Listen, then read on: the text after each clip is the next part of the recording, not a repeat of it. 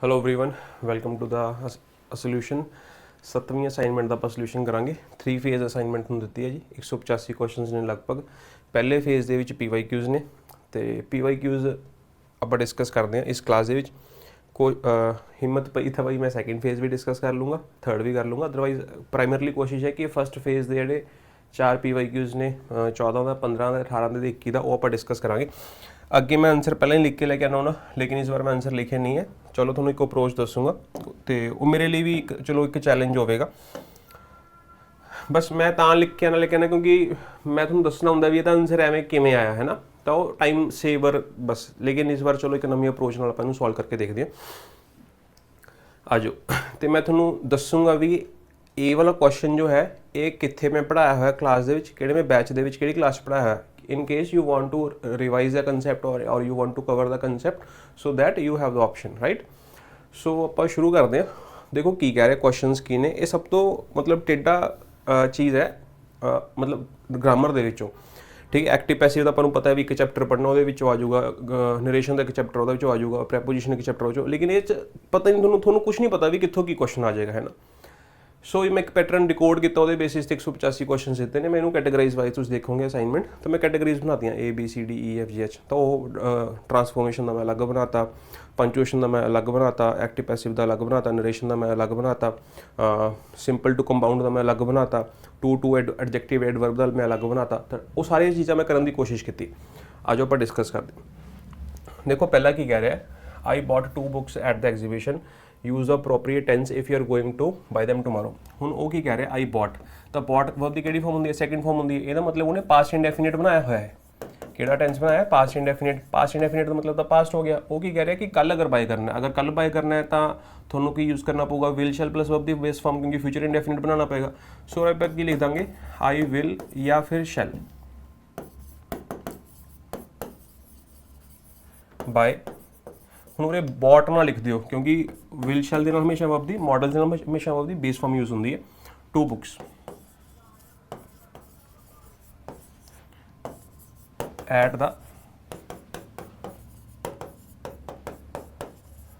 ਚਲੋ next, I walk a mile every day, use the appropriate tense if you walked only yesterday। ਹਾਲਾਂਕਿ ਤੁਸੀਂ ਇਹਨੂੰ ਪੜ੍ਹ ਲਿਆ only yesterday, ਤੁਸੀਂ ਉੱਥੇ ਮਿਸਟੇਕ ਪਤਾ ਕੀ ਹੋਊਗੀ। ਦੇਖੋ ਉਰੇ ਨੇ ਜਿਹੜਾ ਐਵਰੀਡੇ ਲਿਖਿਆ ਨਾ, ਇਹ ਗਲਤ ਲਿਖਿਆ ਹੋਇਆ। ਦੇਖੋ ਹਾਲਾਂਕਿ PPSC ਨੇ ਪੇਪਰ ਡਿਜ਼ਾਈਨ ਕੀਤਾ ਐਂਡ PPSC ਨੂੰ ਆਪਾਂ ਬਹੁਤ ਅੱਛਾ ਸਟੈਂਡਰਡ ਮੰਨਦੇ ਹਾਂ, ਉਹ ਐਂਡ PCS ਦਾ ਪੇਪਰ ਲੈ ਰਹੀ ਹੈ, ਫਿਰ ਵੀ ਉਸ ਤੋਂ ਮਿਸਟੇਕ ਹੋ ਗਈ। ਤੇ ਬਈ mistakes are part of life, ਹੈ ਨਾ। ਬੁੱਕ 'ਚ ਜਦੋਂ ਆਪਾਂ 1000 ਕੁਐਸਚਨ ਪੜ੍ਹਦੇ ਉਹਦੇ ਵਿੱਚੋਂ 5-7 ਕੁਐਸਚਨ ਮਤਲਬ ਡਿਸਪਿਊਟਡ ਜਿਹੜੇ ਹੁੰਦੇ ਨੇ, ਉਹਦੇ 'ਚ ਮਿਸਟੇਕ ਨਿਕਲ ਜਾਂਦੀ ਹੈ, ਤਾਂ ਵੀ ਆਪਾਂ ਚੀਕਾਂ ਮਾਰਨ ਲੱਗ ਜਾਂਦੇ। ਸੋ ਜਿਹੜੇ ਸੈਂਸੀਬਲ ਸਟੂਡੈਂਟਸ ਹੁੰਦੇ ਨੇ ਉਹ ਕਦੇ ਨਹੀਂ ਕੰਪਲੇਂਟ ਕਰਦੇ, ਹੈ ਨਾ। ਜਿਹੜੇ ਰਿਜਿਡ ਹੁੰਦੇ ਨੇ ਵੀ ਸਾਨੂੰ ਤਾਂ ਪਲੇਟ 'ਚ ਸਾਰਾ ਕੁਝ ਪਰੋਸ ਕੇ ਦਿਓ। ਜਦੋਂ ਅਸੀਂ ਚਲੋ ਤੁਹਾਡੇ ਨਾਲ ਰਿਲੇਟਡ ਨਹੀਂ ਹੈ PYQ ਬੁੱਕ, ਫਿਰ ਵੀ ਮੈਂ ਤੁਹਾਨੂੰ ਜਸਟ ਦੱਸ ਰਿਹਾ, ਹੈ ਨਾ। ਤਾਂ 13000 ਕੁਐਸਚਨਸ ਨੂੰ ਮੈਨੂੰ ਪਤਾ 2020-21 ਦੇ ਵਿੱਚ ਮੈਂ ਕਿਵੇਂ ਪੇਪਰ ਕੰਪਾਈਲ ਕੀਤੇ ਅਤੇ ਕਿਵੇਂ ਉਹਨਾਂ ਦੀ ਆਨਸਰ, ਕਿਉਂਕਿ ਆਨਸਰ ਕੀ ਤਾਂ ਹੈ ਨਹੀਂ ਸੀ, ਆਨਸਰ ਕੀ ਖੁਦ ਬਣਾਈ ਸਾਰੀ, ਠੀਕ ਹੈ। ਉਦੋਂ ਬਾਅਦ 'ਚ ਫਿਰ ਉਹਨੂੰ ਪ੍ਰੂਫ ਰੀਡਿੰਗ, ਮਤਲਬ ਹੁਣ ਇਸ ਲੈਵਲ ਤੱਕ ਆਇਆ ਕਿ 13000 ਦੇ ਵਿੱਚੋਂ ਅਸੀਂ ਕਹਿੰਦੇ ਹਾਂ ਵੀ ਤੁਹਾਨੂੰ ਵੱਧ ਤੋਂ ਵੱਧ 20-25 ਮਿਸਟੇਕਸ ਹੀ ਮਿਲਣਗੀਆਂ। ਤਾਂ ਇਸ ਲੈਵਲ ਦੀ ਐਕੂਰੇਸੀ ਅਚੀਵ ਕਰਨਾ ਇੱਕ ਆਪਣੇ ਆਪ 'ਤੇ ਬਹੁਤ ਵੱਡਾ ਚੈਲੰਜ ਹੈ, ਠੀਕ ਹੈ। ਤੇ ਕੁਝ ਲੋਕ ਕਾਪੀ ਪੇਸਟ ਕਰਨ ਦੇ ਤੁਲੇ ਨੇ ਅਤੇ ਉਹਨਾਂ ਨੂੰ ਲੱਗਦਾ ਵੀ ਯਾਰ ਵੀ ਕੋਈ ਗੱਲ ਨਹੀਂ ਹੈ। ਐਨੀਵੇ ਆਪਾਂ ਉਹ ਗੱਲਬਾਤ ਨਹੀਂ ਕਰਾਂਗੇ। I walk a mile every day, ਠੀਕ ਹੈ। ਤਾਂ ਜਿਹੜਾ ਐਵਰੀਡੇ ਲਿਖਣਾ ਗਲਤ ਲਿਖਿਆ ਹੋਇਆ, ਜਿਹੜਾ ਇਹ ਐਵਰੀਡੇ ਐਡਜੈਕਟਿਵ ਹੈ। ਤਾਂ ਮੈਂ ਟੈਂਸ ਦੇ ਵਿੱਚ ਹੀ ਇਹ ਚੀਜ਼ ਕਰਾਈ ਹੋਈ ਹੈ, ਤੁਸੀਂ ਪੜ੍ਹ ਲਓਗੇ। ਜਦੋਂ ਮੈਂ ਪ੍ਰੈਜ਼ੈਂਟ ਇੰਡੈਫੀਨਿਟ ਜਾਂ ਪਾਸਟ ਇੰਡੈਫੀਨਿਟ ਟੈਂਸ ਤੁਹਾਨੂੰ ਕਰਾਉਣਾ, ਤਾਂ ਉਹਦੇ 'ਚ ਮੈਂ ਤੁਹਾਨੂੰ ਇਹ ਐਗਜ਼ਾਮਪਲ ਵੀ ਕਰਾਈ ਹੋਈ। ਇਹ ਵਾਲਾ ਐਵਰੀਡੇ ਨਹੀਂ ਆਊਗਾ, ਉਹ ਜਿਹੜਾ ਐਵਰੀਡੇ ਆਊਗਾ ਇਹ ਵਾਲਾ ਆਊਗਾ, ਠੀਕ ਹੈ। ਸੋ ਇਹ ਡਿਫਰੈਂਟ ਹੈ। ਇਹ ਐਵਰੀਡੇ ਦਾ ਮਤਲਬ ਰੋਜ਼ਾਨਾ, ਮਤਲਬ ਉਹ ਦੋਵਾਂ ਦਾ ਪੰਜਾਬੀ ਦਾ ਦੋਵਾਂ ਦੀ ਸੇਮ ਹੈ, ਲੇਕਿਨ ਮੀਨਿੰਗ ਡਿਫਰੈਂਟ। ਇਹ ਐਡਵਰਬ ਹੈ, ਇਹ ਐਡਜੈਕਟਿਵ ਹੈ, ਠੀਕ। I am busy with everyday work. So everyday ਉੱਥੇ ਐਡਜੈਕਟਿਵ ਦੀ ਤਰੀਕੇ ਦਾ ਯੂਜ਼ ਹੋਊਗਾ। ਉਹ ਐਡਵਰਬ ਚਾਹੀਦਾ ਸੀ ਕਿਉਂਕਿ ਉਹਦੇ ਐਕਸ਼ਨ ਦੇ ਬਾਰੇ ਦੱਸ ਰਿਹਾ ਸੀ। ਆ ਜਾਓ ਵਾਪਸ, ਹੁਣ ਉਹ ਟੈਂਸ ਦੀ ਗੱਲ ਕਰ ਰਿਹਾ ਹੈ। ਤਾਂ ਵਾਕ ਦੀ ਸੈਕਿੰਡ ਫਾਰਮ ਕੀ ਹੁੰਦੀ ਹੈ, ਵਾਕਡ, ਠੀਕ। ਸੌਰੀ, ਹੁਣ ਐਵਰੀਡੇ ਲਿਖਿਆ ਸੀ ਯੈਸਟਰਡੇ। ਹੁਣ ਮੈਕਸੀਮਮ ਮੈਨੂੰ ਲੱਗਦਾ ਜੋ ਸਟੂਡੈਂਟਸ ਗਲਤੀ ਕਰਨਗੇ ਉਹ ਕੀ ਲਿਖਣਗੇ, ਤਾਂ ਉਹਨੇ ਨਾ ਓਨਲੀ ਯੈਸਟਰਡੇ ਲਿਖ ਦੇਣਗੇ, ਠੀਕ ਹੈ। ਸੋ ਹਾਲਾਂਕਿ ਹੁਣ ਐਗਜ਼ਾਮੀਨਰ 'ਤੇ ਹੈ ਵੀ ਉਹ ਇਹਨੂੰ ਸਹੀ ਕਰੂਗਾ ਕਿ ਨਹੀਂ ਕਰੂਗਾ, ਲੇਕਿਨ ਤੁਹਾਨੂੰ ਉਰੇ ਓਨਲੀ ਲਿਖਣ ਦੀ ਲੋੜ ਨਹੀਂ ਹੈ। ਸਿਰਫ ਯੈਸਟਰਡੇ ਲਿਖੋਗੇ ਉਹਦਾ ਮਤਲਬ ਇਹੀ ਹੈ ਕਿ ਮੈਂ ਕੱਲ੍ਹ ਗਿਆ ਸੀ, ਹੈ ਨਾ, 1 ਮਾਈਲ ਮੈਂ ਕੱਲ੍ਹ ਤੁਰਿਆ ਸੀ। ਸੋ ਉਰੇ ਓਨਲੀ ਨਾ ਲਿਖਣਾ, ਠੀਕ ਹੈ। ਚਲੋ, my house is about 10 kilometres from the city, frame a question to suit this answer. ਹੁਣ ਜਿਹੜੇ ਆਹ ਵਾਲੇ ਕੁਐਸਚਨ ਸੀ ਟੈਂਸ ਦੇ ਬੇਸਿਸ ਤੇ ਸੀ, ਠੀਕ ਹੈ। ਹੁਣ ਜਿਹੜਾ ਆਹ ਕੁਐਸਚਨ ਹੈ ਉਰੇ ਮਤਲਬ ਟਾਈਪਸ ਆਫ ਸੈਂਟੈਂਸਿਸ ਵੀ ਅਸਰਟਿਵ ਸੈਂਟੈਂਸ ਹੁੰਦਾ ਹੈ, ਡਿਕਲੇਰੇਟਿਵ ਸੈਂਟੈਂਸ ਹੁੰਦਾ, ਉਹਦੇ ਵਿੱਚ ਅਸਰਟਿਵ ਹੁੰਦਾ ਤੇ ਇੱਕ ਅਫਰਮੇਟਿਵ ਹੁੰਦਾ, ਇੱਕ ਨੈਗੇਟਿਵ ਹੁੰਦਾ, ਫਿਰ ਇੰਟਰੋਗੇਟਿਵ ਸੈਂਟੈਂਸ ਹੁੰਦਾ। ਤੇ ਇੰਟਰੋਗੇਟਿਵ ਸੈਂਟੈਂਸ ਬਣਦਾ ਕਿਵੇਂ ਹੈ ਮੈਂ ਇਹ ਵੀ ਤੁਹਾਨੂੰ ਸਪੈਸ਼ਲ ਦੱਸਿਆ, ਜਿੱਥੇ ਇਨਵਰਜਨ ਯੂਜ਼ ਹੁੰਦੀ ਹੈ। ਸੋ ਉਹ ਚੀਜ਼ ਅਗਰ ਤੁਹਾਨੂੰ ਆਉਂਦੀ ਹੈ ਫਿਰ ਤੁਸੀਂ ਇਹਨੂੰ ਕਰ ਸਕਦੇ ਹੋ। ਤਾਂ ਉਹਦੇ ਕੁਐਸਚਨ ਕੀ ਹੈ, ਹਾਂ ਤਾਂ ਕੁਐਸਚਨ ਕਿਵੇਂ ਬਣੂਗਾ, ਕਿੰਨੀ ਦੂਰ ਹੈ, ਤਾਂ ਹਾਊ ਫਾਰ। ਹੁਣ ਦੇਖੋ ਧਿਆਨ ਨਾਲ ਸਮਝਣਾ ਕੀ ਹੈ। ਹੁਣ ਤੁਸੀਂ ਮੈਂ ਦੱਸ ਰਿਹਾ ਸੀ, ਹੁਣ ਮੈਂ ਸਾਹਮਣੇ ਵਾਲੇ ਨੂੰ ਪੁੱਛੂੰਗਾ ਤਾਂ ਮੈਂ ਸਾਹਮਣੇ ਵਾਲਾ ਹੋ ਗਿਆ, ਤਾਂ ਮੈਂ ਕੀ ਹੋ ਗਿਆ, ਯੂਅਰ ਹਾਊਸ ਹੈ ਨਾ, ਇਜ਼ ਫਰੋਮ ਦ ਸਿਟੀ। ਦੇਖੋ ਮਿਸਟੇਕਸ ਕੀ ਹੋਣਗੇ ਮੈਂ ਤੁਹਾਨੂੰ ਦੱਸਦਾ, ਤੁਸੀਂ ਇਹਨਾਂ ਲਿਖ ਕੇ ਛੱਡ ਦੋਗੇ, ਲੇਕਿਨ ਇਹ ਗਲਤ ਹੈ। ਕਿਉਂ ਗਲਤ ਹੈ? ਕਿਉਂਕਿ ਇਹ ਤੁਸੀਂ ਪੁੱਛ ਰਹੇ ਹੋ। ਅਗਰ ਤੁਸੀਂ ਇਹਨੂੰ ਪੁੱਛ ਰਹੇ ਹੋ ਤਾਂ ਉਰੇ ਫੁੱਲ ਸਟਾਪ ਨਹੀਂ, ਇੱਕ ਕੁਐਸਚਨ ਮਾਰਕ ਆਵੇਗਾ। ਤਾਂ ਹੁਣ ਇਹੀ ਤਾਂ ਚੈੱਕ ਕਰਨਾ ਹੈ, ਸਮਝ ਆਈ ਗੱਲ? ਤੁਹਾਨੂੰ ਕਿਹਾ ਹੁਣ ਸੈਂਟੈਂਸ ਸਹੀ ਹੋ ਗਿਆ? ਨਹੀਂ, ਹਜੇ ਵੀ ਗਲਤ ਹੈ, ਕਿਉਂਕਿ ਜਿਹੜੀ ਇਹ ਵਰਬ ਲਿਖੀ ਹੋਈ ਹੈ ਇਹ ਵਰਬ ਸਬਜੈਕਟ ਤੋਂ ਪਹਿਲਾਂ ਲਿਖੀ ਜਾਏਗੀ ਅਗਰ ਤੁਸੀਂ ਕੁਐਸਚਨ ਬਣਾਉਣਾ। ਇਹਨੂੰ ਇਨਵਰਜਨ ਕਹਿੰਦੇ ਆ। How far is your house from the city, ਠੀਕ। ਹਾਂ, ਹਾਲਾਂਕਿ ਮੈਂ ਦੁਬਾਰਾ ਤੁਹਾਨੂੰ ਦੱਸ ਰਿਹਾ mistakes are part of life, ਤਾਂ ਆਪਾਂ ਨੂੰ ਐਕਸੈਪਟ ਕਰਨਾ ਚਾਹੀਦਾ ਹੈ। ਤਾਂ ਮੇਰੇ ਤੋਂ ਵੀ ਕੋਈ ਮਿਸਟੇਕ ਹੋ ਗਈ ਤਾਂ ਤੁਸੀਂ ਨੀਚੇ ਮੈਂਸ਼ਨ ਕਰ ਦਿਓ ਸਰ, ਇਹਦਾ ਇਹ ਨਹੀਂ, ਇਹ ਬਣਨਾ ਚਾਹੀਦਾ। ਪਲੀਜ਼ ਚੈੱਕ ਕਰੋ, ਇੰਟਰੋਸਪੈਕਟ ਕਰੋ, ਇਹ ਚੈੱਕ ਕਰੋ, ਹੈ ਨਾ। ਚਲੋ, ਵਰਨਾ ਕੁਝ ਲੋਕ ਜੱਜ ਕਰਨ ਲਈ ਵੱਧ ਦੇਖਦੇ ਨੇ ਜੀ, ਸਮਝਣ ਲਈ ਘੱਟ ਦੇਖਦੇ ਨੇ, ਇਹੀ reality. Do not ਬੋਰੋ, do not land, ਠੀਕ ਹੈ। ਨਾ ਤਾਂ ਬਈ ਉਧਾਰ ਦਿਓ ਨਾ ਲਓ, ਠੀਕ ਹੈ। ਨਾ ਤਾਂ ਇਹ ਕਰਨਾ ਹੈ ਨਾ ਤਾਂ ਇਹ ਕਰਨਾ ਹੈ, ਠੀਕ ਹੈ। ਕੀ ਬਣੂਗਾ, ਕੀ ਕਰਨਾ, ਜੁਆਇਨ ਦ ਸੈਂਟੈਂਸ ਯੂਜ਼ਿੰਗ ਅ ਕੰਜੰਕਸ਼ਨ। ਹੁਣ ਉਰੇ ਤੁਹਾਨੂੰ ਸਿਰਫ ਕੰਜੰਕਸ਼ਨ ਦੀ ਨੌਲੇਜ ਹੋਣਾ ਸਫੀਸ਼ੀਐਂਟ ਨਹੀਂ ਹੈ, ਉਰੇ ਤੁਹਾਨੂੰ ਸੈਂਟੈਂਸ ਬਣਦਾ ਕਿਵੇਂ, ਫਰੇਜ਼ ਦੀ, ਕਲੌਜ਼ ਦੀ, ਤੇ ਉਸ ਤੋਂ ਬਾਅਦ ਚ ਟਾਈਪਸ ਆਫ ਸੈਂਟੈਂਸਿਸ। ਹੁਣ ਜਿਹੜੇ ਆਹ ਵਾਲੇ ਟਾਈਪਸ ਆਫ ਸੈਂਟੈਂਸਿਸ ਸੀਗੇ ਇਹ ਤਾਂ ਹੈਗੇ ਸੀ ਤੁਹਾਡੇ ਡਿਕਲੇਰੇਟਿਵ ਸੈਂਟੈਂਸ ਹੋ ਗਿਆ, ਅਸਰਟਿਵ ਸੈਂਟੈਂਸ ਹੋ ਗਿਆ, ਨੈਗੇਟਿਵ ਸੈਂਟੈਂਸ ਹੋ ਗਿਆ, ਅਫਰਮੇਟਿਵ ਸੈਂਟੈਂਸ ਹੋ ਗਿਆ, ਇੰਟਰੋਗੇਟਿਵ ਸੈਂਟੈਂਸ ਹੋ ਗਿਆ, ਇੰਪੈਰੇਟਿਵ ਸੈਂਟੈਂਸ ਹੋ ਗਿਆ, ਆਪਰੇਟਿਵ ਸੈਂਟੈਂਸ ਹੋ ਗਿਆ, ਐਕਸਕਲੇਮੇਟਰੀ ਸੈਂਟੈਂਸ ਹੋ ਗਿਆ। ਲੇਕਿਨ ਜਿਹੜੇ ਆਹ ਵਾਲੇ ਸੈਂਟੈਂਸ ਨੇ ਇਹ ਹੈਗੇ ਨੇ based on the structure of the sentence, ਇਹ ਹੈਗੇ ਨੇ based on the function of the sentence. ਉਹ ਫੰਕਸ਼ਨ ਕੀ ਹੈ ਸੈਂਟੈਂਸ ਦਾ, ਤੁਸੀਂ ਕਿਸੇ ਨੂੰ ਦੱਸ ਰਹੇ ਹੋ, ਤੁਸੀਂ ਕਿਸੇ ਨੂੰ ਦੱਸ ਰਹੇ ਹੋ, ਤੁਸੀਂ ਕਿਸੇ ਨੂੰ ਪੁੱਛ ਰਹੇ ਹੋ ਤਾਂ ਇੰਟਰੋਗੇਟਿਵ ਸੈਂਟੈਂਸ, ਦੱਸ ਰਹੇ ਹੋ ਤਾਂ ਡਿਕਲੇਰੇਟਿਵ ਸੈਂਟੈਂਸ। ਤਾਂ ਫੰਕਸ਼ਨ ਦੇ ਆਧਾਰ ਤੇ ਕੈਟਾਗਰਾਈਜ਼ ਕੀਤਾ ਹੋਇਆ, ਇਹ ਫੰਕਸ਼ਨ ਦੇ ਆਧਾਰ ਤੇ ਨਹੀਂ, ਇਹ ਸਟਰਕਚਰ ਦੇ ਆਧਾਰ ਤੇ। ਤਾਂ ਸਟਰਕਚਰ ਕੀ ਹੈ, ਉਸ 'ਚ ਕਿੰਨੀਆਂ ਕਲੌਜ਼ਿਸ ਨੇ, ਕਿੰਨੀਆਂ ਕਲੌਜ਼ਿਸ ਨਹੀਂ ਹੈਗੀਆਂ, ਸਬੋਰਡੀਨੇਟ ਕਲੌਜ਼ ਹੈ, ਕੋਆਰਡੀਨੇਟ ਕਲੌਜ਼ ਹੈ। ਤਾਂ ਸਟਰਕਚਰ ਦੇ ਆਧਾਰ ਤੇ ਤਿੰਨ ਤਰੀਕੇ ਦੇ ਸੈਂਟੈਂਸਿਸ ਨੇ। ਜਿਹੜੀ ਇਹ ਚੀਜ਼ ਕਰਾਈ ਹੋਈ ਹੈ ਇਹ ਵੀ ਟੈਂਸ ਦੇ ਵਿੱਚ ਕਰਾਈ ਹੋਈ ਹੈ ਮੇਰੀ, ਠੀਕ ਹੈ। ਸੋ ਉੱਥੇ ਇੱਕ ਚੀਜ਼ ਕਵਰ ਹੈ, ਟਾਈਪਸ ਆਫ ਸੈਂਟੈਂਸਿਸ ਨਾਮ ਦਿੱਤਾ ਹੋਇਆ, ਤਾਂ ਉੱਥੇ ਜਾ ਕੇ ਕਵਰ ਕਰ ਲੈਣਾ। ਹੁਣ ਕੀ ਆਊਗਾ ਜੀ, ਨੀਦਰ ਬੋਰੋ ਨੌਰ, ਬਸ ਇਹ ਬਣਾ ਸਕਦੇ ਹੈ ਨਾ, ਬਸ ਠੀਕ। ਹੋਰ ਵੀ ਤਰੀਕੇ ਨਾਲ ਬਣ ਸਕਦਾ, ਐਵੇਂ ਵੀ ਬਣ ਸਕਦਾ, ਡੂ ਨਾਟ ਬੋਰੋ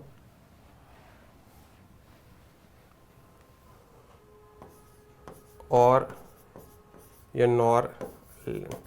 ਉਰੇ ਦੇਖੋ ਗਲਤੀ ਕੀ ਹੋਏਗੀ, ਐਵੇਂ ਵੀ ਬਣ ਸਕਦਾ, ਕੀ ਲਿਖੋਗੇ, ਡੂ ਨਾਟ ਬੋਰੋ ਔਰ ਜਾਂ ਨੌਰ ਲੈਂਡ, ਠੀਕ ਹੈ। ਤਾਂ ਨਾ ਤਾਂ ਬੋਰੋ ਕਰਨਾ ਨਾ ਹੀ ਕਰਨਾ, ਤਾਂ ਮੈਕਸਿਮਮ ਸਟੂਡੈਂਟਸ ਨੇ ਉਰੇ ਨੌਰ ਲਾ ਕੇ ਆਉਣਗੇ। ਇਹ ਵੀ ਸਪੈਸ਼ਲ ਕਲਾਸ ਕਰਾਈ ਹੋਈ ਹੈ।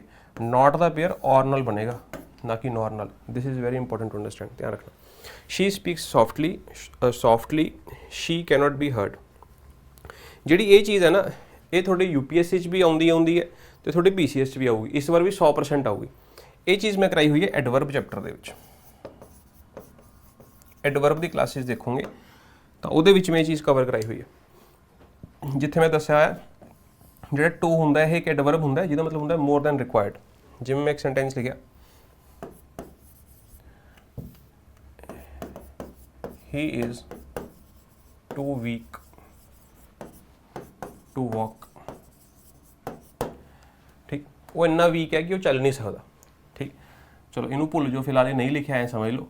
ਤਾਂ ਮੈਂ ਕਿਹਾ ਹੀ ਇਜ਼ ਵੀਕ, ਤਾਂ ਵੀਕ ਇੱਕ ਐਡਜੈਕਟਿਵ ਹੋ ਗਿਆ। ਤਾਂ ਟੂ ਜੋ ਹੈ ਉਹ ਇਹਦੇ ਬਾਰੇ ਦੱਸ ਰਿਹਾ, ਐਡਜੈਕਟਿਵ ਬਾਰੇ ਦੱਸਣ ਵਾਲਾ ਕੌਣ ਹੁੰਦਾ, ਐਡਵਰਬ ਹੁੰਦਾ। ਤਾਂ ਟੂ ਜੋ ਹੈ ਕਿਸੇ ਚੀਜ਼ ਦੀ ਡਿਗਰੀ ਨੂੰ ਉਸ ਲੈਵਲ ਤੱਕ, ਉਸ ਹੱਦ ਤੱਕ ਇੰਕਰੀਜ਼ ਕਰ ਦਿੰਦਾ ਜਿਸ ਹੱਦ ਤੱਕ ਉਹ ਨਹੀਂ ਹੋਣਾ ਚਾਹੀਦਾ ਸੀ। ਤਾਂ ਇਹਦਾ ਮਤਲਬ ਇਹ ਇਹਨੂੰ ਨੈਗੇਟਿਵ ਹੱਦ ਤੱਕ ਲੈ ਜਾਂਦਾ। ਤਾਂ ਜਿਵੇਂ ਮੈਂ ਕਿਹਾ ਯੂ ਆਰ ਟੂ ਸਮਾਰਟ, ਤੁਹਾਨੂੰ ਲੱਗਦਾ ਤੁਸੀਂ ਕਿਸੇ ਨੂੰ ਕੰਪਲੀਮੈਂਟ ਦਿੱਤਾ? ਨਹੀਂ, ਤੁਸੀਂ ਅਗਲੇ ਦੀ ਬੇਇੱਜ਼ਤੀ ਕਰ ਰਹੇ ਹੋ। ਇਹਦਾ ਮਤਲਬ ਇਹ ਹੈ ਕਿ ਤੁਸੀਂ ਉਸ ਹੱਦ ਤੱਕ ਇੰਨੇ ਜ਼ਿਆਦਾ ਸਮਾਰਟ ਹੋ ਜਿੰਨਾ ਸਮਾਰਟ ਤੁਹਾਨੂੰ ਨਹੀਂ ਹੋਣਾ ਚਾਹੀਦਾ ਸੀ, ਠੀਕ। ਇਹਦਾ ਇਹ ਮਤਲਬ ਹੋ ਗਿਆ ਸੈਂਟੈਂਸ ਦਾ। ਸੋ ਅਗਰ ਤੁਸੀਂ ਕਿਸੇ ਨੂੰ ਪੋਜ਼ਿਟਿਵ ਵੇ ਦੇ ਵਿੱਚ ਕਹਿਣਾ ਤਾਂ ਟੂ ਦਾ ਯੂਜ਼ ਨਹੀਂ ਹੋਵੇਗਾ, ਫਿਰ ਵੈਰੀ ਦਾ ਯੂਜ਼ ਹੋਵੇਗਾ। Getting my point? ਸੋ ਕਿਸੇ ਨੂੰ ਤੁਸੀਂ ਕਿਹਾ ਯੂ ਆਰ ਟੂ ਬਿਊਟੀਫੁਲ,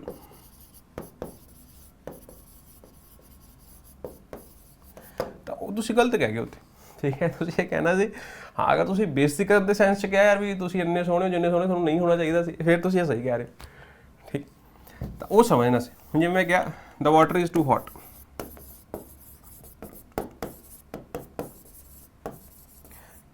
ਇਹਦਾ ਮਤਲਬ ਪਾਣੀ ਇੰਨਾ ਜ਼ਿਆਦਾ ਗਰਮ ਹੈ ਕਿ ਇਹਨੂੰ ਯੂਟਿਲਾਈਜ਼ ਨਹੀਂ ਕੀਤਾ ਜਾ ਸਕਦਾ। ਤਾਂ ਉਸ ਐਕਸਟੈਂਟ ਤੱਕ ਇਹ ਹੌਟਨੈਸ ਉਹਦੀ ਉਸ ਐਕਸਟੈਂਟ ਤੱਕ ਚਲੀ ਗਈ। I hope you got my point.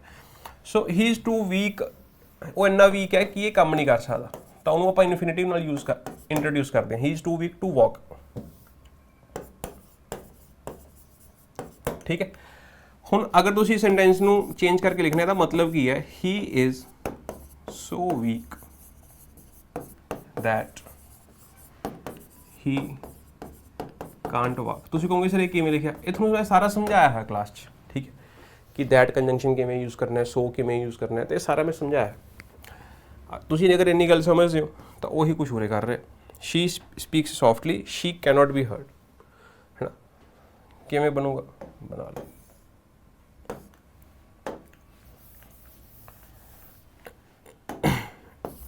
she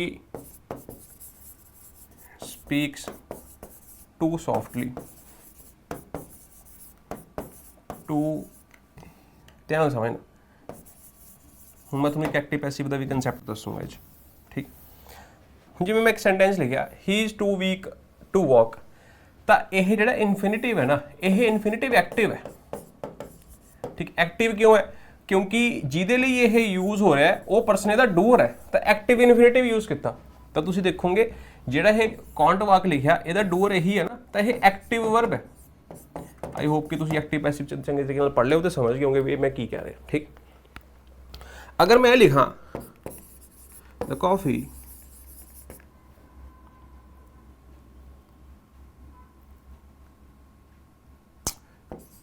is, chalo, the bag is too heavy to, ਧਿਆਨ ਸਮਝਣਾ, ਜਿਹਦੇ ਲਈ ਇਹ ਇਨਫਿਨਿਟਿਵ ਯੂਜ਼ ਕੀਤਾ ਸੀ ਉਹ ਤਾਂ ਇਹਦਾ ਡੂਅਰ ਸੀਗਾ, ਉਹ ਇਨਸਾਨ ਚੱਲੂਗਾ। ਜਿਹਦੇ ਲਈ ਇਹ ਇਨਫਿਨਿਟਿਵ ਯੂਜ਼ ਕੀਤਾ ਕਿ ਬੈਗ ਲਿਫਟ ਕਰੂਗਾ ਜਾਂ ਬੈਗ ਨੂੰ ਲਿਫਟ ਕੀਤਾ ਜਾਊਗਾ, ਬੈਗ ਨੂੰ ਲਿਫਟ ਕੀਤਾ ਜਾਵੇਗਾ। ਸੋ ਬੈਗ ਨਹੀਂ ਕਿਸੇ ਚੀਜ਼ ਨੂੰ ਲਿਫਟ ਕਰੇਗਾ, ਸੋ ਬੈਗ ਵਿਲ ਬੀ ਲਿਫਟਡ। ਸੋ ਇਸ ਕਰਕੇ ਇਹ ਐਕਟਿਵ ਇਨਫਿਨਿਟਿਵ ਨਹੀਂ, ਉਰੇ ਪੈਸਿਵ ਇਨਫਿਨਿਟਿਵ ਦਾ ਯੂਜ਼ ਹੋਊਗਾ। ਸੋ ਉਰੇ ਆਉਣਾ ਚਾਹੀਦਾ ਟੂ ਬੀ ਲਿਫਟਡ। ਦੇਖੋ ਸਮਝਣਾ, ਇਨਫਿਨਿਟਿਵ ਬਣਾਉਣਾ ਹੈ ਤਾਂ ਇਨਫਿਨਿਟਿਵ ਤੋਂ ਆਪਾਂ ਨੂੰ ਪਤਾ ਕਿ ਟੂ ਤਾਂ ਲੱਗੂਗਾ ਹੀ ਲੱਗੂਗਾ। ਹੁਣ ਇਨਫਿਨਿਟਿਵ 'ਚ ਵਰਬ ਦੀ ਕਿਹੜੀ ਫਾਰਮ ਯੂਜ਼ ਹੋਊਗੀ, ਥਰਡ ਫਾਰਮ ਯੂਜ਼ ਹੋਊਗੀ, ਤਾਂ ਥਰਡ ਫਾਰਮ ਲਿਖ ਦੋ, ਲਿਖਤੀ ਥਰਡ ਫਾਰਮ, ਠੀਕ ਹੈ। ਹੁਣ ਆਪਾਂ ਨੂੰ ਪਤਾ ਕਿ ਪੈਸਿਵ ਵਰਬ ਬਣਾਉਣ ਵਾਸਤੇ ਬੀ ਹੈਲਪਿੰਗ ਵਰਬ ਦੀ ਲੋੜ ਹੁੰਦੀ ਹੈ। ਹੁਣ ਉਰੇ ਆਪਾਂ ਕਿਹੜੀ ਹੈਲਪਿੰਗ ਲਈਏ, ਬੀ ਦੀ ਕਿਹੜੀ ਫਾਰਮ ਲਈ, ਇਜ਼, ਐਮ, ਆਰ, ਵਾਜ਼, ਵਰ ਕਿਹੜੀ ਲਵਾਂ, ਨਹੀਂ ਕੋਈ ਨਹੀਂ ਲਾ ਸਕਦੇ, ਬੇਸਿਕ ਫਾਰਮ ਹੀ ਯੂਜ਼ ਕਰਨੀ ਪਊਗੀ, ਕਿਉਂਕਿ ਟੂ ਤੋਂ ਬਾਅਦ ਹਮੇਸ਼ਾ ਵਰਬ ਦੀ ਬੇਸਿਕ ਫਾਰਮ ਹੀ ਯੂਜ਼ ਹੁੰਦੀ, ਚਾਹੇ ਕਿਤੇ ਵੀ ਹੋਵੇ। ਸੋ ਬੀ ਦੀ ਬੇਸਿਕ ਫਾਰਮ ਕੀ ਹੋਊਗੀ, ਬੀ। ਸੋ ਇਸ ਕਰਕੇ ਟੂ ਲਿਫਟ ਦਾ ਪੈਸਿਵ ਵਰਜ਼ਨ ਜੋ ਬਣੂਗਾ ਟੂ ਬੀ ਲਿਫਟਡ ਬਣੂਗਾ। ਸੋ ਇਸ ਕਰਕੇ ਉਰੇ the bag is too heavy, to lift ਨਹੀਂ ਟੂ ਬੀ ਲਿਫਟਡ ਆਏਗਾ, ਹੈ ਨਾ। ਐਂਡ ਅਗਰ ਤੁਸੀਂ ਇਸ ਸੈਂਟੈਂਸ ਨੂੰ ਇਹਦੇ ਵਿੱਚ ਚੇਂਜ ਕਰਨਾ ਹੈ, ਉਹ ਐਵੇਂ ਹੋਵੇਗਾ, ਉਹ ਕਿਵੇਂ ਹੋਵੇਗਾ, ਦ bag is so heavy that, ਹੁਣ it can lift ਨਹੀਂ, bag lift ਨਹੀਂ ਕਰੇਗਾ ਨਾ, it can't lift ਨਹੀਂ, it can't be lifted। So passive verb use ਕਰਨੀ ਸੀ ਜਿਹਦਾ ਇਹ ਰਿਸੀਵਰ ਹੈ ਨਾ ਕਿ ਡੂਅਰ ਹੈ। ਆਈ ਹੋਪ ਤੁਸੀਂ ਸਮਝ ਗਏ ਹੋਗੇ। ਸੇਮ ਕੰਸੈਪਟ ਉਹਨੇ ਉਰੇ ਯੂਜ਼ ਕੀਤਾ। ਸੋ ਕੈਨੋਟ ਬੀ ਹਰਡ, ਉਹ ਇੰਨਾ ਸੌਫਟਲੀ ਬੋਲਦੀ ਹੈ ਕਿ ਉਹਨੂੰ ਲੋਕ ਨਹੀਂ ਉਹਨੂੰ ਸੁਣ ਸਕਦੇ, ਨਾ ਕਿ ਉਹ ਨਹੀਂ ਸੁਣ ਸਕਦੀ, ਸਮਝ ਆ ਗਈ। ਸੋ ਇਹ ਇਸ ਇਨਸਾਨ ਦੀ ਰਿਸੀਵਰ ਹੈ ਨਾ ਕਿ ਡੂਅਰ ਹੈ। ਸੋ ਟੂ ਹੀਅਰ ਗਲਤ ਹੋ ਜੂ ਤਾਂ ਪੈਸਿਵ ਵਰਬ ਯੂਜ਼ ਕਰਨੀ ਪਊਗੀ। ਪੈਸਿਵ ਕੀ ਹੋਵੇਗੀ, ਟੂ ਬੀ ਹਰਡ। ਸੋ ਇਹ ਬਹੁਤ ਘੈਂਟ ਕੁਐਸਚਨ ਨੇ, ਅਗਰ ਤੁਸੀਂ ਮਤਲਬ ਸਮਝੇ ਹੋ ਤੇ ਤੁਹਾਨੂੰ ਗ੍ਰਾਮਰ ਵੀ ਆਉਂਦੀ ਹੈ, ਫਿਰ ਬਟ ਦੇ ਫ੍ਰੀ ਦੇ ਨੰਬਰ ਨੇ ਬਈ, ਮੇਰੇ ਅਕੋਰਡਿੰਗ ਇਹ ਫ੍ਰੀ ਦੇ ਨੰਬਰ ਨੇ, ਠੀਕ। ਅੱਛੇ ਕੁਐਸਚਨਸ ਨੇ। ਆ ਜਾਓ ਜੀ next। it is my book, frame a question to suit his answer। is it, ਅਗਰ ਤੁਹਾਨੂੰ ਪੁੱਛੋ ਨਾ ਕੋਈ, ਉਹੀ ਇਨਵਰਜ਼ਨ, ਇਹ ਸਬਜੈਕਟ ਹੈ, ਸਬਜੈਕਟ ਤੋਂ ਪਹਿਲਾਂ ਹੈਲਪਿੰਗ ਵਰਬ। ਅਗਰ ਤੁਸੀਂ ਇਟ ਇਜ਼ ਯੂਅਰ ਬੁੱਕ ਲੈ ਕੇ ਕੁਐਸਚਨ ਬਾਅਦ ਪਾਓ, ਪਟਾਕਾ ਪੈ ਜਾਊ, ਠੀਕ ਹੈ। Is it your book, I want to use your pen, turn this sentence into request. could I use your pen? ठीक, ये वर्ब हो गई, ये सब्जेक्ट हो गया, सब्जेक्ट तो पहला हेल्पिंग वर्ब होगी जो मैं इन्वर्जन कह रहा, ये क्वेश्चन बन गया, कहानी खत्म। The retail shops make huge profit, change the subject and verb to from plural to singular. Retail shop एक आ गया, मेक का की बन जाऊगा makes.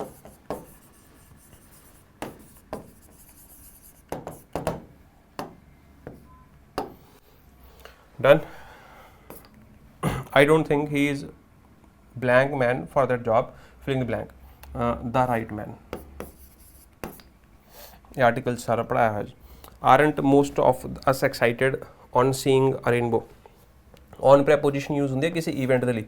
Congratulations on your success, ਤਾਂ ਉਹ excited ਹੋਇਆ ਇਸ ਮੌਕੇ ਤੇ, ਤਾਂ ਇਹ ਇੱਕ occasion ਹੈ, occasion ਦੀ preposition ਹੁੰਦੀ on, prepositions ਪੜਾਇਆ ਹੋਇਆ।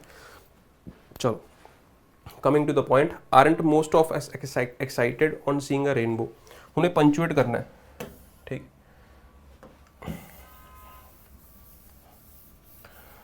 आ जाओ भाई, देखो की कह रहे हैं।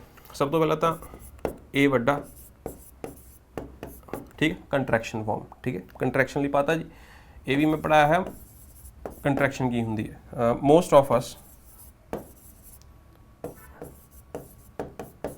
Excited on seeing a rainbow, question है, question mark.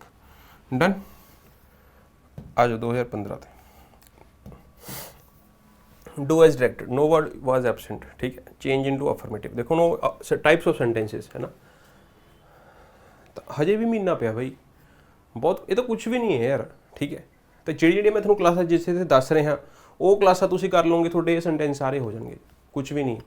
Maximum hardly 15-20 classes ਦਾ ਮੋਸਟਲੀ ਕੰਮ ਮਹੀਨੇ 'ਚ ਤਾਂ ਯਾਰ ਦੁਨੀਆ ਇੱਧਰ ਦੀ ਉੱਧਰ ਹੋ ਜਾਂਦੀ, ਠੀਕ। ਸੋ ਸਟੇ ਪੋਜ਼ਿਟਿਵ, ਡੋਂਟ ਵਰੀ, ठीक। एक फोमो च नहीं आना यार भी दिन घट रह गए, हो गया वो हो गया, यार कोई दिक्कत नहीं है भाई, सब ਲਈ है ना। लेकिन कौन काम रह जाऊगा इस टाइम ते, वही चीज़ डिसाइड करोगी बस, कौन इन है ते कौन आउट, ठीक है। आज अगे मैं सारे आंसर्स पढ़ ले, जल्दी जल्दी नकल मार ली मैं, जल्दी जल्दी मैं लिख दूँगा, ठीक। Anyway coming to the point, nobody was absent, change into the affirmative sentence। ਤਾਂ ਤੁਸੀਂ ਕਹੋਗੇ ਸਰ not ਦਾ यूज़ नहीं किया, nobody is a negative word है ना, nobody हो गया, not हो गया, nothing हो गया। सो अगर ਤੁਸੀਂ 2024 ਚ PS ਸੈਟ ਦਾ ਪੇਪਰ ਹੋਇਆ ਸੀਗਾ, ਉਹਦੇ ਚ ਕੁਐਸਚਨ ਆਇਆ ਸੀ, ਤਾਂ ਮੈਂ ਵੀ ਆਨਸਰ ਕਰਨ ਵੇਲੇ ਗਲਤ ਆਨਸਰ ਕਰ ਗਿਆ ਸੀ, ਆਨਸਰ ਕੀ ਕਰਾਈ ਸੀ, ਠੀਕ।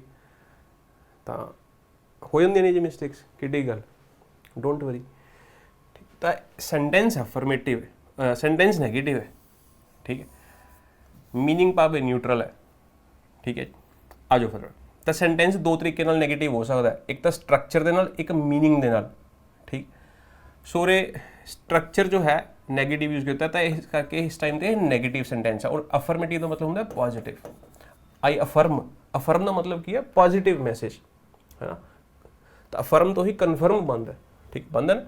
अफर्म का मतलब पॉजिटिव मैसेज भेजना, तो अफर्मेटिव लैंग्वेज आप पॉजिटिव शब्द सेंटेंस यूज़ नहीं करते, क्यों, क्योंकि पॉजिटिव अपने आप में मीनिंग नेगेटिव मीनिंग होंगे, कोरोना पॉजिटिव, तो corona positive is a positive और नेगेटिव नेगेटिव मीनिंग। सो इस करके लैंग्वेज जो है वो अफर्मेटिव शब्द यूज़ करती है जी। आज हुण नोबडी नूं की करना पऊगा, एवरीबडी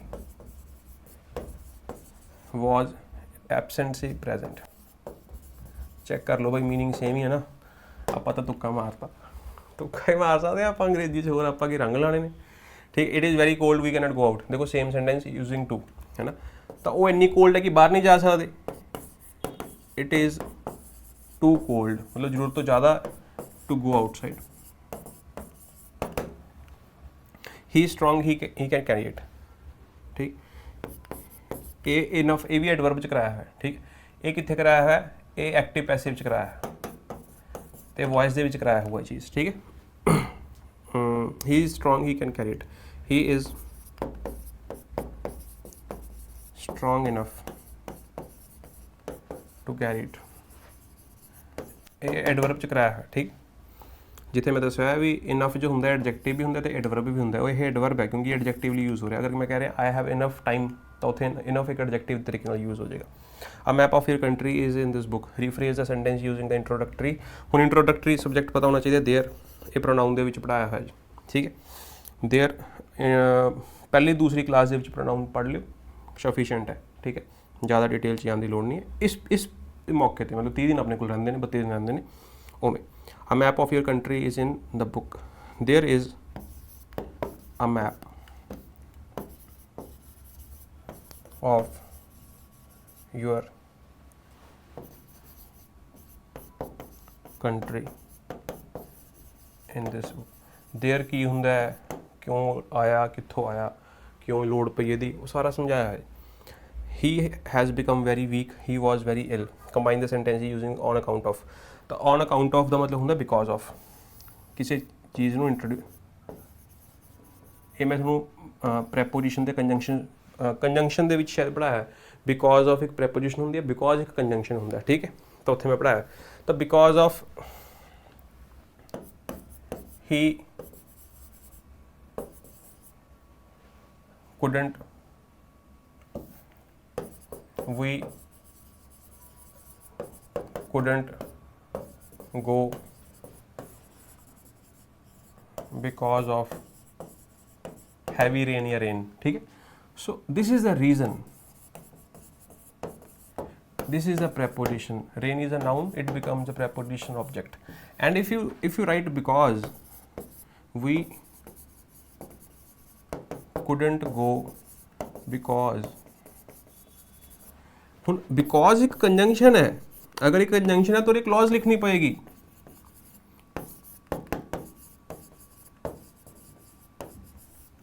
तो एक क्लॉज है, तो ये दोनों च डिफरेंस है, बिकॉज ऑफ, बिकॉज, समझ आए। ओमी ऑन अकाउंट ऑफ, दोनों का मीनिंग सेम है, बना लो। हुण ये देख लो कारण की है, आह कारण है कि वीक होना कारण है, बीमार होना कारण है ना।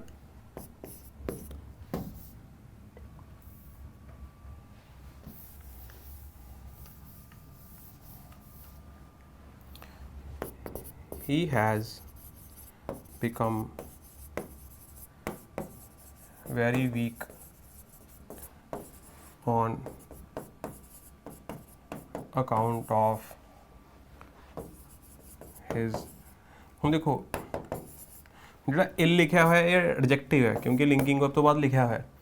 हुण उरे ऑन अकाउंट ऑफ की एक प्रैपोजिशन है, प्रैपोजिशन तो बाद अपन प्रैपोजिशन का ऑब्जेक्ट चाहिए। Object can never be an adjective, object की इधर नाउन और प्रोनाउन। सो इल दा नाउन की फॉर्म की होगा इलनेस, ये नाउन च पढ़ाया है। ठीक है, so this is how things work. Next, sweet the sweetness, ill the illness. ठीक है, काइंड द काइंडनेस। तो उसनों स्पैशल सॉची नोट्स भी तो प्रोवाइड किए हैं, तो नोट्स के सारा कुछ है, चैक करो। ये 11वां फोल्डर है। ठीक है, थोड़ी सबजैक्टिव ग्रामर के जाके ना 11वां फोल्डर है, मैंने याद आया, मैं स्पैशल इस चीज़ के नोट्स बना के दिते हैं तुहानूं। 11वें फोल्डर च सबजैक्टिव नोट्स या नोट्स नाम का कोई फोल्डर है। ठीक, let me cheque.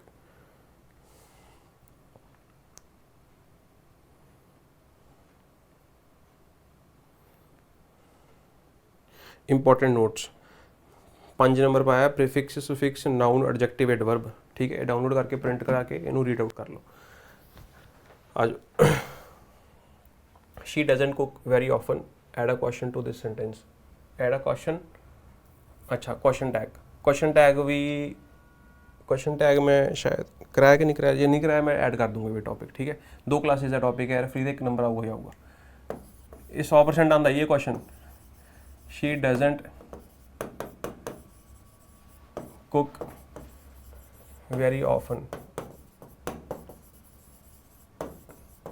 does she। ठीक है, तो this is called question tag। I have not seen him blank Wednesday last। ठीक है, तो मैं देखा नहीं, कदों तो नहीं देखा, ये स्टार्टिंग पॉइंट हो गया। तो ये मैं टेंस दे विच पढ़ाया है, perfect continuous tense, present perfect continuous tense, दूसरी या तीसरी क्लास दे विच होगा टेंस दी। ठीक है, do not cry over spilled milk. जो बातें बीत गई उसको भूल जाइए, पछताने से क्या होगा साहब, है ना। चलो बहुत फेमस ईडियम है ते एनीवे अगे चलते हैं, ठीक। Weather they will again be friends is doubtful. की कह रहे हैं, rephrase a sentence using N introductory it. दो इंट्रोडक्टरी सब्जेक्ट होंगे, एक देर ते भी आ गया, इट ते भी आ गया। So it means it is an important topic and there are chances of its repetition, ठीक है। सो ध्यान रखना। So it is doubtful. Doubtful की है आ चीज़, एक ही सी ए सब्जेक्ट, ए वर्ब है, ए कॉम्प्लीमेंट है। So something was doubtful, something is doubtful. What is doubtful? This whole thing is doubtful. So this, if the whole thing is a subject, it means the whole thing is a subject. If the whole thing is a subject, it means it is a noun. And if you see this is a verb and this is a subject, it means it is a noun clause. And तुसी इस noun clause ਲਈ ਕਿਹੜਾ subject use ਕਰ ਲਿਆ? It, है ना। ਹੁਣ ਤੁਸੀਂ ਠੀਕ ਹੈ ਲਿਖਤਾ it is doubtful, ਇਹ ਤੁਹਾਨੂੰ ਚੀਜ਼ ਪੜਾਈ ਹੈ ਮੈਂ ਐਕਟਿਵ ਪੈਸਿਵ ਦੇ ਵਿੱਚ, ਠੀਕ, ਜਾਂ ਮੈਂ it 'ਚ ਪੜਾਈ ਹੋਊਗੀ ਓਬਵੀਅਸਲੀ, ਤਾਂ ਐਕਟਿਵ ਪੈਸਿਵ 'ਚ ਪੜਾਈ। ਤਾਂ ਜਦੋਂ ਤੁਸੀਂ ਲਿਖਿਆ ਐਕਟਿਵ ਪੈਸਿਵ 'ਚ ਵੀ ਪੜਾਈ ਹੈ, ਦੱਸ ਦੇਣਾ। he said that he was busy, मतलब पैसिव बनाना, बना के दिखाओ, ठीक। he said that he was busy, passive बनाओ। तो उन्हें कुछ कहा, अब पूरी गल कही, तो पूरी गल की एक ऑब्जेक्ट है, अगर ऑब्जेक्ट है तो यह ऑब्जेक्ट पूरा नाउन है। हुण पूरा नाउन तो अगे आना रहा, तो इस नाउन की जगह पर एक प्रोनाउन यूज कर लांगे, दैट इज इट। हुण इट वॉज सैड, ठीक ठीक है, पैसिव बन गया, लेकिन उरे तो डिफाइंड सी ना की कहा है, उरे डिफाइंड नहीं हैगा, इस करके ये अधूरा सेंटेंस है, मीनिंगफुल नहीं है। It was sad, what was sad, दस्या नहीं ना भाई तुसीं, तो दसना पएगा। सो इसे चीज़ नूं उरे, मतलब इस इट नूं उरे मैंशन करना पएगा, कर दो mention, that he was busy. So ये ना एक्टिव पैसिव, तो everything is interconnected, you see, है ना। तो वही चीज़ उरे काम आ गई। थोनू नहीं पता मेरी मतलब कि चीज़ आप कितने पढ़ी तो पेपर कितने काम आ जाए, you never know, even I don't, है ना, ओनली द एग्जामिनर डज। चलो, तो लाइफ जितनी अनप्रेडिक्टेबल है उतनी खूबसूरत है। हाँ, सब कुछ प्रेडिक्टेबल होगा तो फिर एक्साइटिंग कैसे रहेगा चीज़ें। चलो, इलेक्ट्रिक इंग्लिश का मतलब यही है, इंग्लिश दैट एक्साइट्स यू। अगर आपको ये कंसेप्ट देख के थोड़ी सी एक्साइटमेंट हुई है कि इस चीज़ को ऐसे भी सीखा जा सकता है, ठीक है। सो इसी वजह से वो इलेक्ट्रिक की मीनिंग जस्टिफाई करता है। आ जाओ, इट इज़ डाउटफुल की डाउटफुल है वाला, जिमें उत्थे लिखा इट नूं उत्थे मैंशन करता हूँ, मैंशन कर दो। तो जिमें थोड़ा अगर मैं कंजंक्शन च पढ़ाई, जिमें दैट कंजंक्शन होंदा उमें वैदर कंजंक्शन होंदा।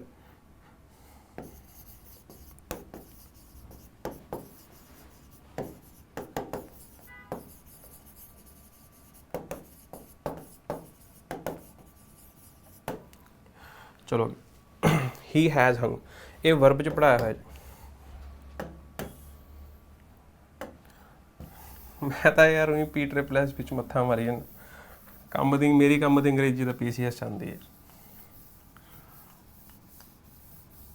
चलो ठीक है, he has hang the map on the wall. Hang दस देना जी, हैंग हैज़ टू मीनिंग्स। एक तो मतलब फांसी ते लटकाना, जो तो फांसी ते लटकाना होंदा तो उदों हो जाती है हैंग, हैंगड, हैंगड, ठीक है। जदों तार सुकने पाने होंदे ने, कपड़े सुकने पाने होंदे ने, तो उत्ते उत्थों उदों बन जाता है हैंग, हंग, हंग, ठीक है। तो उन्हें एक मैप टंगना है भाई, बंदा तो नहीं टंगना, तो अरे हंग आ जाऊगा। He has hung the map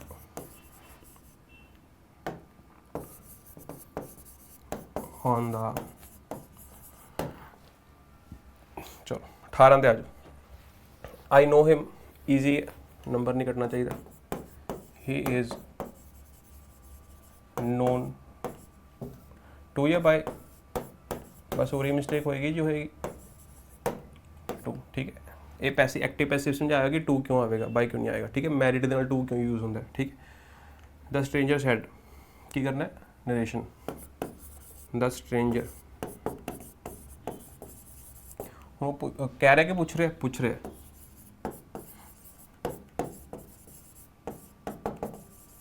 दसिया सी ना क्लास इनक्वायर्ड भी आ सकता, आस्ट भी आ सकता है। सो एक चीज़ होर भी आ सकती है बहुत घैंट, क्लास समझाइए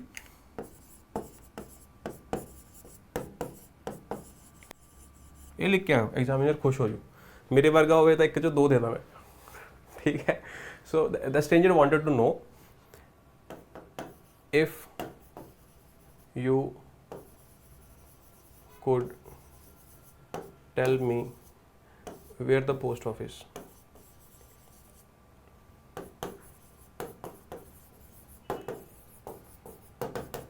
कहते होते where was the post office लिख दो भाई, ठीक है, वो गलती ना कर दो, ठीक है। And where was the post office यहाँ लिख दो, नहीं, this is the statement not a question, you must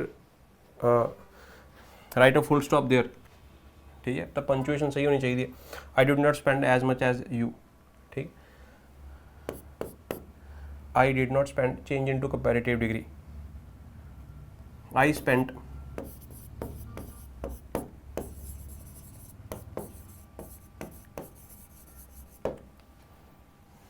ठीक है। लेस की comparative degree, you spent more than me,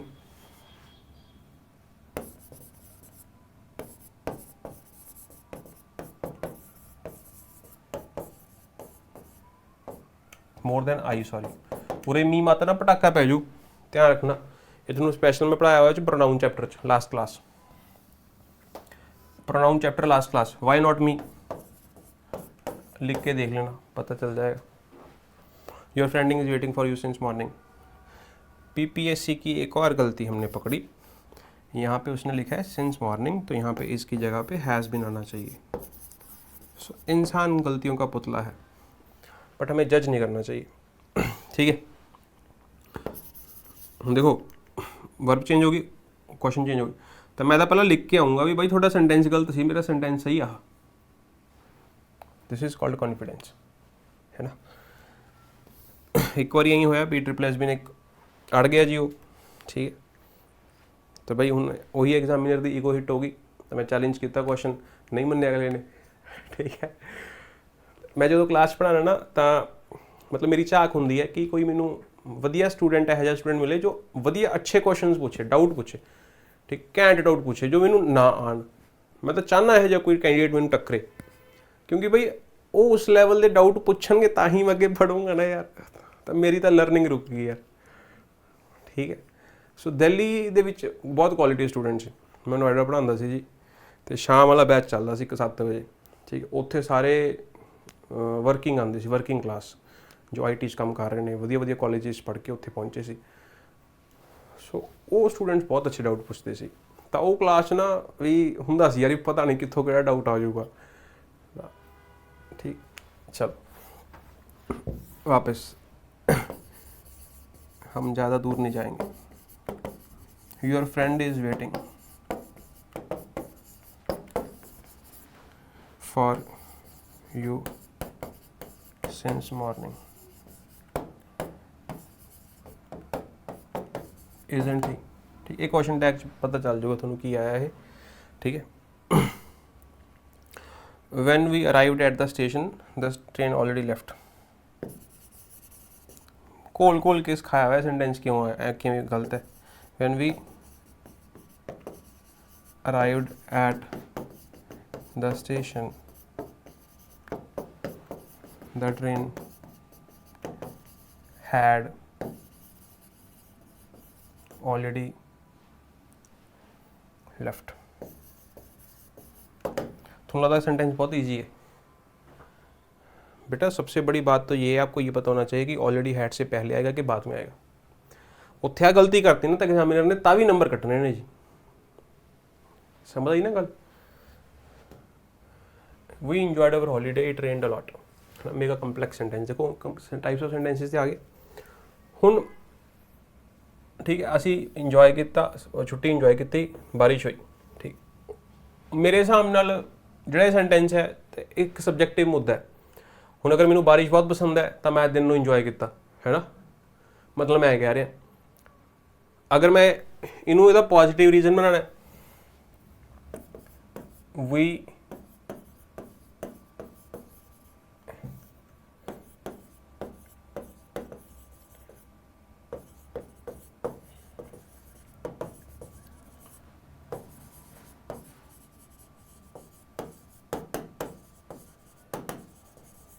hello जी, ठीक समझ ना, क्योंकि बहुत बारिश हुई, मैंने बारिश पसंद है। अगर मैंने बारिश नहीं पसंद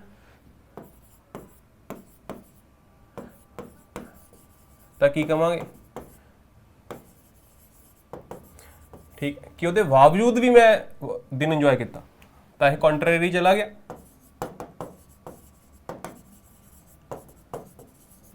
कॉन्ट्राडिक्शन की यूज करांगे,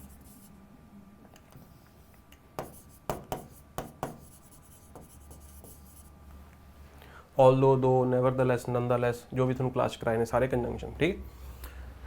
आई gave a blank on him, filling the blank, I gave up, मतलब मैं वो तो एफर्ट्स करने छड़ते। आई गेव अप सॉरी, अच्छा गिव अप, हाँ ठीक है गिव अप ही आऊगा। I give up on him, ठीक है, तो मैं गिव अप करता भाई, तो मतलब can't we help the poor of our society, punctuate करना है।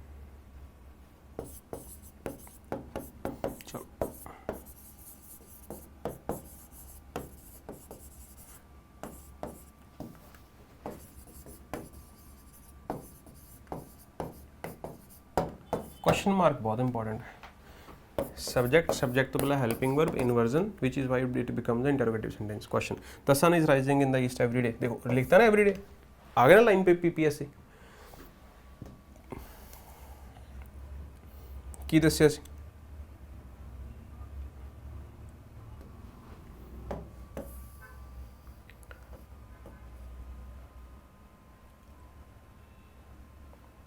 दस्या सी ना,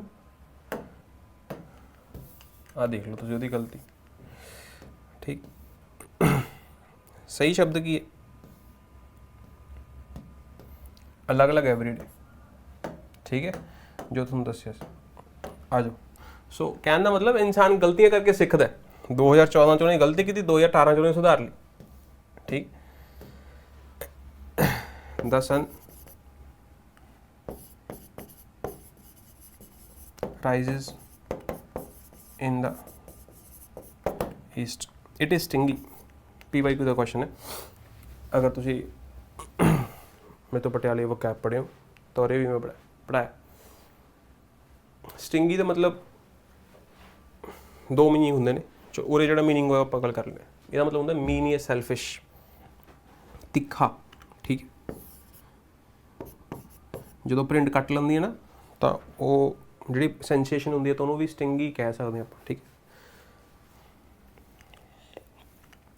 ही इज़ की लिखा है, अच्छा चलो, ही इज़ एडजेक्टिव होंगे too stingy to spend money on clothes. चलो ठीक, कुछ क्वेश्चन और रह गए। आई होप कि हम तो क्लैरिटी हो गई होगी, बाकी सारे क्वेश्चन तुसीं आराम नाल कर लोगे। मैं ये बेसिस ते ही सारे क्वेश्चन डिजाइन किए हैं, ठीक है। इन्ने कर लोगे यार, 10 दे विच तुसीं 8 तो ले ही जाओगे। अगर तुसीं मतलब हुणे शुरू किया है, पहलां तो कर रहे हो तो 10 चों 10 भी लैके जा सकते हो, ठीक है, थोड़ी अपनी मेहनत है जी। Researchers were asked to make an analysis of the results, rewrite the sentences changing the underline noun to verb form. तो हम तुम्हें पता होना चाहिए कि जो एनालिसिस होंगे ये नाउन भी होंगे तो वर्ब भी होंगे, ठीक। मतलब वर्ब यदी फॉर्म की होंगी है, ये भी मैं थोड़ा स्पैशल नाउन वर्ब वाले नोट्स दिते हुए हैं स्पैशल, ठीक है। हुण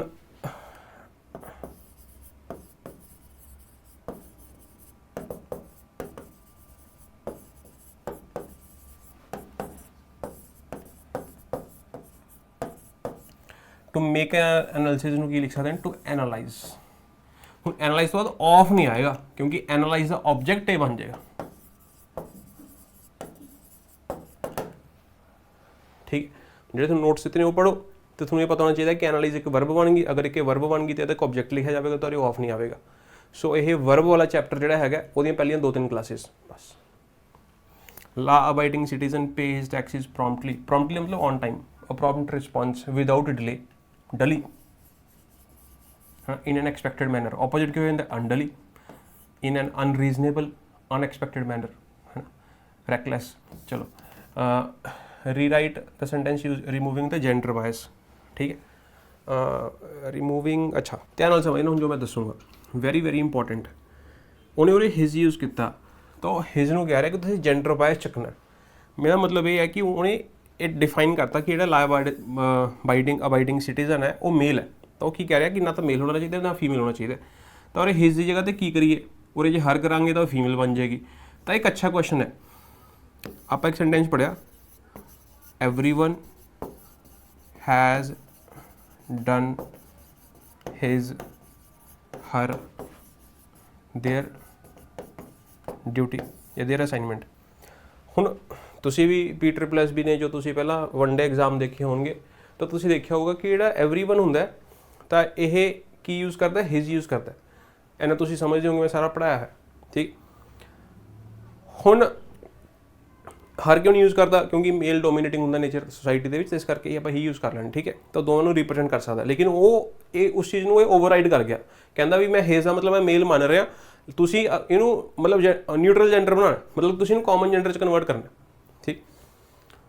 कई लोग एवरीवन ना तो हिज यूज़ करते हैं ना हर यूज़ करते हैं, देयर यूज़ कर लेंगे, पता क्यों, क्योंकि देयर का मतलब ये है कि वो हिज भी आ गया तो हर भी आ गया, ये मतलब होंगे देयर का। अगर तुम कितने देर पढ़ोगे ना तो यदा मतलब ये है कि वो इंसान बहुत ज़्यादा बैलेंस्ड है, वो पक्षवाद च नहीं फसिया, वो कहना मैं हिज नहीं यूज़ करूँगा, मैं मेल में डोमीनेटिंग नहीं दिखाऊंगा, ना मैं मेल में मेल दिखाऊंगा। हिज का मतलब तो दो मीनिंग हो सकते हैं कि मैं हिज में मेल ही मन रहा, हिज से दो मीनिंग हो सकते, दूसरा मीनिंग है कि मैं हिज मेल से फीमेल दोवें कंसीडर कर ले, यदा मतलब मैं हिज में डोमीनेट करता, तो वो कहता मैं इन्हें डोमीनेट भी नहीं करूँगा, मैं तो देर लिखूंगा, देर का मतलब वो ये भी हो सकता है, भी हो सकता है। सो इस करके उरे जो एक अप्रोप्रीएट चॉइस बन सकती है वो बन सकती है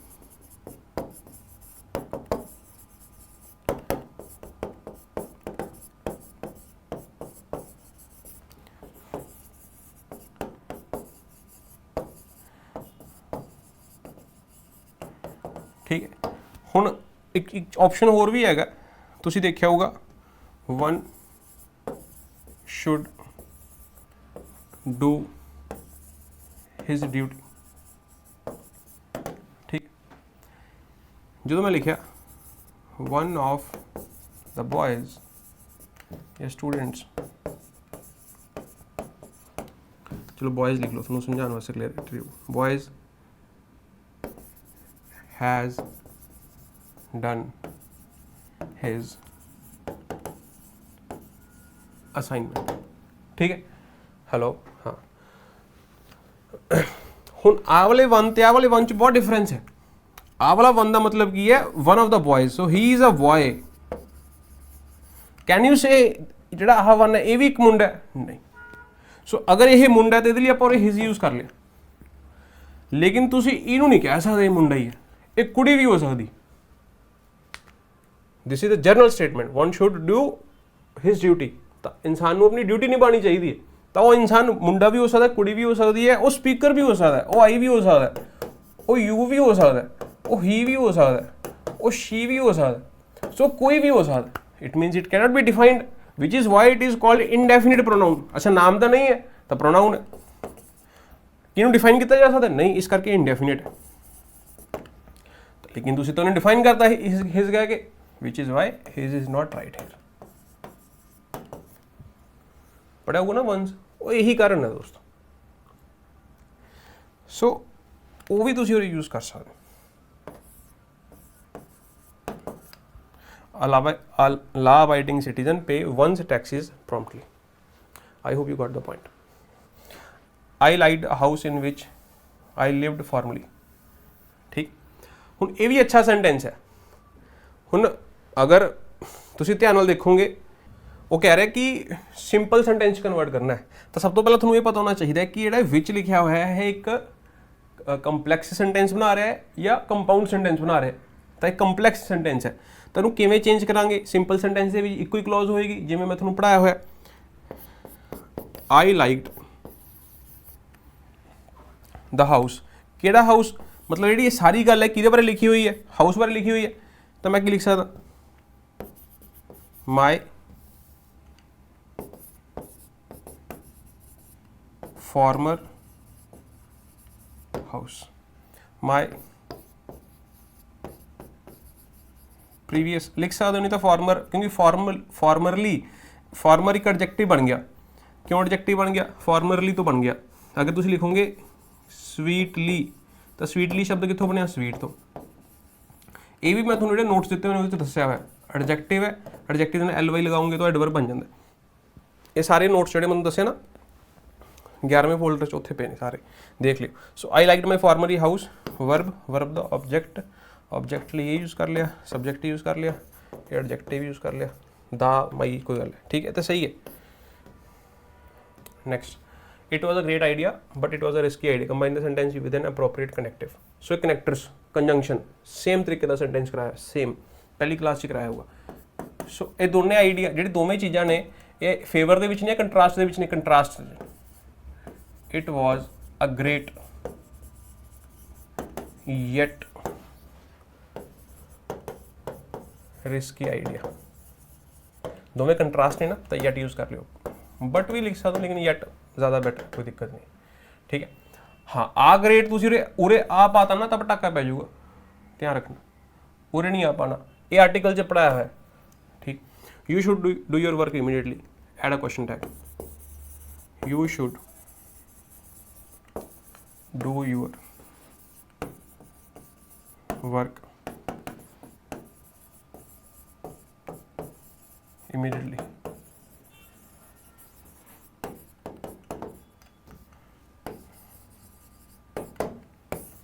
ठीक है जी, डन डन डन, ठीक है।